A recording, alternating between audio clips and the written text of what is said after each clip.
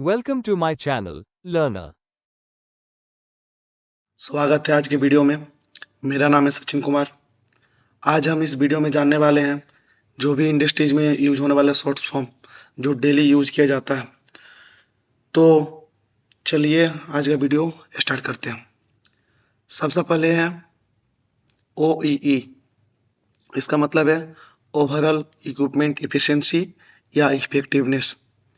ये एक composite metric है जो 3 फैक्टर्स कंबाइन करता है, जिसको हम लोग परफॉर्मेंस, क्वालिटी और अवेलेबिलिटी तीनों को मल्टीप्लाई करके निकालते हैं।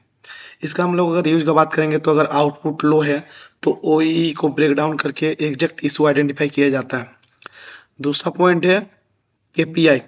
KPI मीन्स होता है की परफॉर्मेंस इंडिकेटर।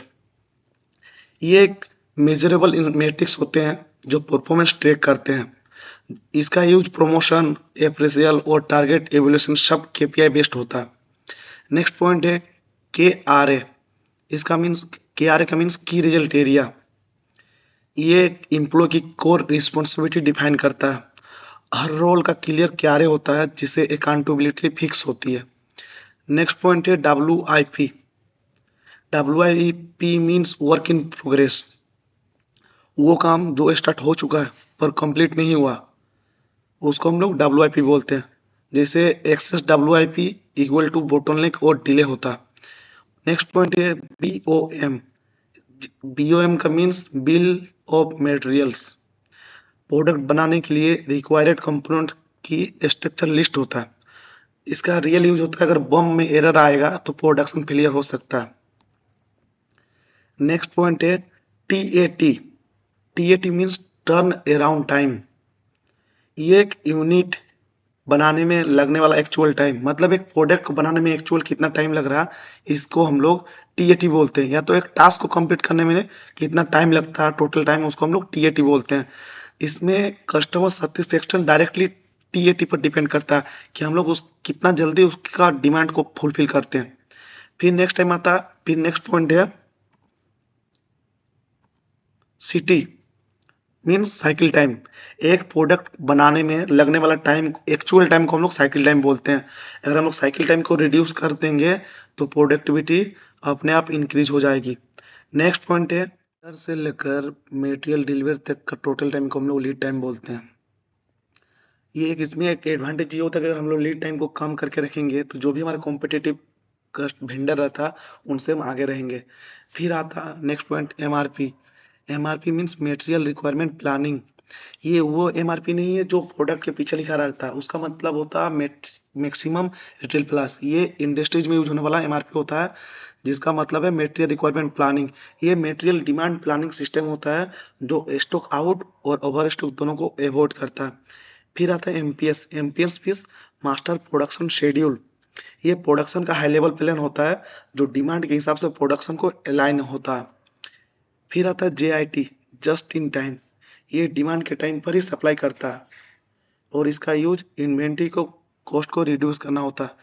फिर आती है FIFO, first in first out.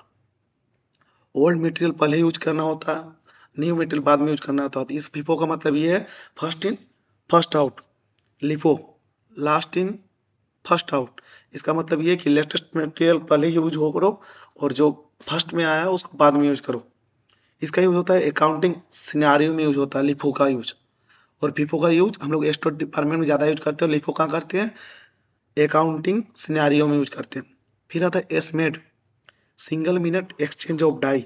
कोई भी चेंज ओवर को टाइम को रिड्यूस करने के लिए हम लोग इस मेथड का यूज करते हैं। इस मेथड का मतलब ये होता है कि हमारा जो भी मिनट का डिजिट होना चाहिए सिंगल डिजिट में होना चाहिए। सिंगल डिजिट का मतलब 0 से लेकर 9 तक ही होना चाहिए। यहाँ ये हम लोग एस्टिमेट का यूज करते हैं, single minute exchange of die.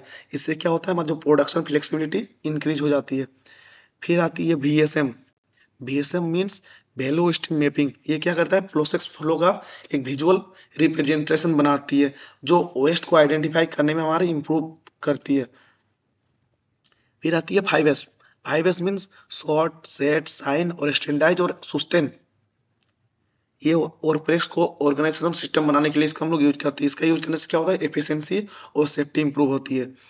फिर आती है next point TPM। TPM means total productive maintenance. Machine maintenance में सबका इन्वॉल्वमेंट रहना और इसका ब्रेकडाउन को रिड्यूस करने में हम लोग टीपीएम का यूज करते हैं। फिर आती है टीक्यूएम। टीक्यूएम मतलब टोटल क्वालिटी मैनेजमेंट। ये ऑर्गेनाइजेशन वाइड क्वालिटी सिस्टम होता है जो कस्टमर के सेटिस्फेक्शन लेवल को बढ़ाता है। फिर आते हैं DOE, डिजाइन ऑफ एक्सपेरिमेंट्स।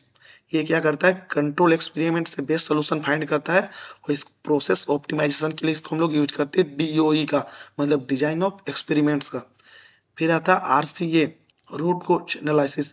कोई भी प्रॉब्लम का जो एक्चुअल रूट होता है उसको आइडेंटिफाई करने के लिए हम लोग RCA, रूट कोज एनालिसिस का यूज करते हैं। इसका क्या नाम क्या होता है, रिपीट फेलियर अवॉइड करता है। ये दोबारा कोई भी गलती होने से इसको बचाता है कि रूट कोज इसका क्या था वो दोबारा गलती होने से बचाता है।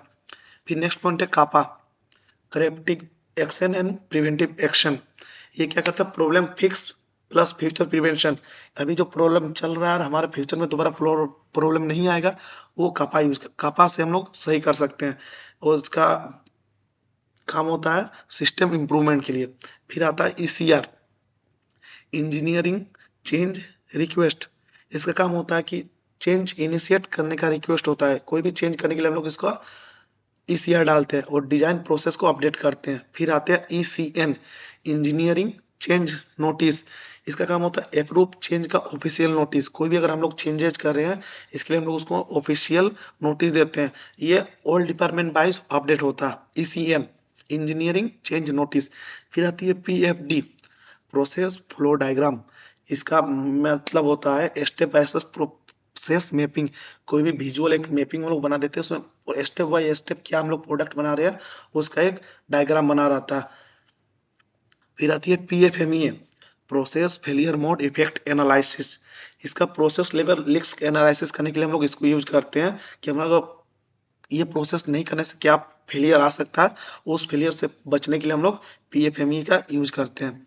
फिर आती है DFMEA, design failure mode effect analysis. Design level risk analysis क्या हो सकता है, डिजाइन से रिलायबिलिटी क्या से हो सकता है, हम लोग इसलिए DFMEA यूज करते हैं।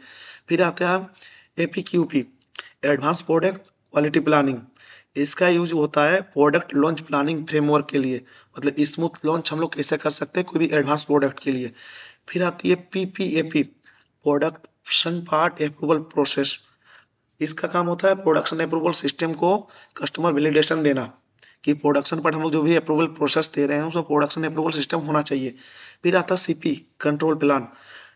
कंट्रोल प्लान का मीन्स होता है प्रोसेस कंट्रोल डॉक्यूमेंट। हमारे जो भी डॉक्यूमेंट हम लोग यूज करते हैं उस प्लान को कंट्रोल करने के लिए उसको हम लोग CP बोलते हैं। इसका रियल यूज होता है क्वालिटी कंसिस्टेंसी के लिए। फिर नेक्स्ट पॉइंट है CTQ, critical to quality. Customer critical जो भी पैरामीटर्स दिया हुआ है उसी के हिसाब से हम लोग क्रिटिकल टू क्वालिटी करते हैं और इसका रियल यूज होता है फोकस इंप्रूवमेंट में।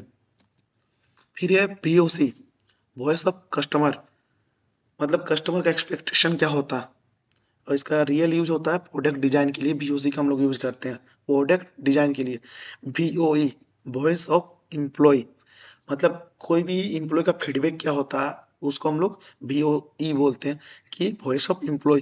इसका रियल यूज होता है इंटरनल इम्प्रूवमेंट के लिए। जैसे हम लोग कोई भी एसोसिएट या कोई भी ऑपरेटर से पूछते हैं कि हम लोग इसमें कुछ इम्प्रूवमेंट कर सकते हैं प्रोसेस में कुछ या WA में कुछ इम्प्रूव कर सकते हैं तो उसी को हम लोग VOE बोलते हैं कि वॉइस ऑफ एम्प्लॉय। हम लोग एम्प्लॉय का फीडबैक लेके हम उसमें कुछ इंटरनल इम्प्रूवमेंट कर सकते हैं। NVA, नॉन वैल्यू एडेड, मतलब हमारा जो भी एक्टिविटी होता है जिसके लिए हम लोग कस्टमर पे नहीं करता या तो वेस्ट एक्टिविटी होता उसको हम लोग NV के नाम से जाने जाते हैं। VA, वैल्यू एडेड, इसका यूज मतलब यूजफुल एक्टिविटीज, जो एक्टिविटीज करने के लिए हमको कस्टमर पे करता है उसी को हम लोग VA बोलते हैं। फिर है RTOI, रोल थ्रूपुट यील्ड। इसका मतलब होता है इन टू एंड यील्ड, मतलब एक टाइप का ये रियल यूज करता है प्रोसेस एफिशिएंसी को बढ़ाने के लिए हम लोग RTOI का यूज करते हैं। फिर है FPOI, first pass yield, first attempt success rate, मतलब मैंने कुछ भी चीज किया उसमें फास्ट अटेम्प्ट करने का सक्सेस रेट कितना है वो FPOI पे डिपेंड करता है। मतलब इसका मेन मकसद होता है रियोग को रिडक्शन करना, मतलब रियोग को घटाने के लिए हम लोग FPOI का यूज करते हैं। फिर है COPQ, cost of poor quality, मतलब क्वालिटी लॉस हमारा कितना कॉस्ट हो रहा उसके लिए हम लोग COPQ यूज करते हैं।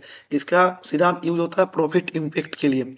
फिर है EPEI, every part every interval मतलब प्रोडक्शन का फ्रीक्वेंसी चेक करने के लिए हम लोग EPEI का यूज करते हैं, मतलब एवरी पार्ट एवरी इंटरवल। इसका वेरिएशन कंट्रोल करने के लिए हम लोग यूज करते हैं। ऐसा नहीं कि कोई पार्ट 1 घंटे में बन रहा था, कोई 2 घंटे में बन रहा। एवरी पार्ट एवरी इंटरवल मतलब इसमें हम लोग प्रोडक्शन की फ्रीक्वेंसी और इसका बैलेंस को हम लोग चेक करते हैं EPEI से। फिर ये SPC स्टैटिस्टिकल प्रोसेस कंट्रोल, ये एक डाटा बेस्ड मॉनिटरिंग होता है जिसमें हम लोग वेरिएशन का कंट्रोल करते हैं। फिर MSA का मतलब होता है मेजरमेंट सिस्टम एनालिसिस। इसमें हम मेजरमेंट एक्यूरेसी चेक करते हैं और डाटा को रिलायबल करते हैं। नेक्स्ट पॉइंट है GRR, गज रिपीटेबिलिटी एंड रिप्रोडक्टिबिलिटी। इसका काम होता है मेजरमेंट का वेरिएशन लेना और इंस्ट्रूमेंट का रिलेवेट करना। नेक्स्ट पॉइंट है CP, प्रोसेस कैपेबिलिटी। इसका काम है प्रोसेस का पोटेंशियल चेक करना और रियल यूज है इसका कैपेबिलिटी चेक करना। CP का कैपेबिलिटी चेक करना है, इसका प्रोसेस कैपेबिलिटी। CP के प्रोसेस कैपेबिलिटी इंडेक्स, इसमें हम लोग क्या करते हैं स्टेबिलिटी को मेजर करते हैं, उसका परफॉर्मेंस को वैलिडेशन करते हैं। AQL एक्सेप्टेबल क्वालिटी लेवल, इसमें हम लोग डिफेक्ट लेवल को अलाउ करते हैं और इसका सैम्पलिंग का प्लान करते हैं। AQL में acceptable quality level. DPMO defects पर मिलियन अपॉर्चुनिटी, इसमें डिफेक्ट रेट क्या होता है, इसमें हम लोग DPMO में यूज करते हैं कि हमारा डिफेक्ट रेट क्या है और इसको यूज करते हैं हम लोग कहाँ पर यूज करते हैं DPMO को, 6 सिग्मा में। नेक्स्ट पॉइंट है IQC, इनकमिंग क्वालिटी कंट्रोल। कोई भी हमारा जो रॉ मटेरियल आता है उसका इंस्पेक्शन करना और इनपुट क्वालिटी देना, उसको हम लोग बोलते हैं IQC, incoming quality control. IPQC, in process quality control, जो हमारा प्रोसेस इंस्पेक्शन होता है। मिड कंट्रोल मतलब हम लोग इसको टाइप का मिड कंट्रोल भी बोलते हैं। फिर आती है FQC, final quality control, final inspection करना और आउटपुट में क्वालिटी चेक करना, हम लोग बोलते हैं FQC। कोई भी स्टेशन हम लोग जहाँ पे फाइनल इंस्पेक्शन करते हैं वो होता है FQC, फाइनल क्वालिटी कंट्रोल। फिर नेक्स्ट पॉइंट आती है OQC, आउटगोइंग क्वालिटी कंट्रोल, मतलब जब हम लोग डिस्पैच के टाइम या डॉक जो हम लोग चेक पॉइंट करते हैं, डिस्पैच इंस्पेक्शन करते हैं, उसको हम लोग बोलते हैं OQC, outgoing quality control. Outgoing quality control क्यों करते हैं, कस्टमर का सेटिस्फेक्शन को बढ़ाने के लिए। नेक्स्ट पॉइंट है QMS, quality management system. Quality management system हम लोग क्वालिटी फ्रेमवर्क और स्टैंडर्डाइजेशन को बढ़ाने के लिए हम लोग QMS का यूज करते हैं। नेक्स्ट है ISO, International Organization for Standardization. जिससे ये 4 टाइप का होता है, ISO 9001, ISO 14001, ISO 45001 and ISO 50001। अगर आप ISO के बारे में और जानना चाहते हो तो इसके लिए हम अलग से एक वीडियो बना देंगे और उसमें हम पूरा इसका फुल डिटेल्स बता देंगे। अगर आज का आपको सही लगे तो चैनल को सब्सक्राइब, वीडियो को लाइक और शेयर जरूर कीजिएगा अपने दोस्तों के साथ। तो चलिए मिलते हैं नेक्स्ट वीडियो में। Thank you.